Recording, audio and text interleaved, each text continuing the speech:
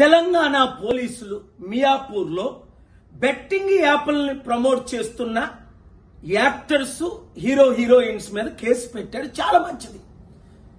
ఈ యాక్టర్స్ కి ఈ హీరోయిన్స్ కి ₹1 కోట్లు 2 కోట్లు తీసుకొని బెట్టింగ్ యాప్లు ప్రమోట్ చేయడం న్యాయమా? తద్వారా ఇప్పుడు మహేందర్ 24 సంవత్సరాల అబ్బాయి డబ్బులు పోగొట్టుకొని సూసైడ్ చేసుకున్నాడు. వాళ్ళ మీద మీరు కేసు పెట్టి వాళ్ళ కుటుంబానికి మీరు 100 కోట్లు ఇచ్చినా తిరిగి ఆ అబ్బాయిని తేగలరా? ఇంకొక విషయం, పోలీసులు ఇలా కేసులు పెట్టినప్పుడు ఇన్వెస్టిగేషన్ అయిన తర్వాత మళ్ళీ కేసులు ఉపసంహరించుకుంటున్నారట.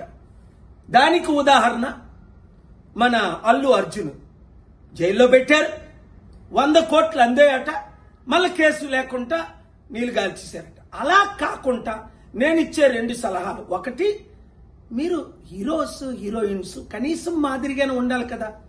మీరు 100 కోట్లు సంపాదించుకుంటున్నారు, మీరు సొంతంగా చారిటీలు చేయండి, లేదంటే నోరు మూసుకొని ఊరుకోండి. ఇంత కక్కుర్తి ఎందుకు? మరలా మీరు వాళ్ళ దగ్గర డబ్బులు తీసుకొని యాప్లు ప్రమోట్ చేయడం. అలాగే కుర్రోలు, అమ్మాయిలు, అబ్బాయిలు ఇలాంటి పనికిమాల పనులు చేయకండి. ఏదో గెలుస్తామని సూసైడ్లు చేసుకోకండి.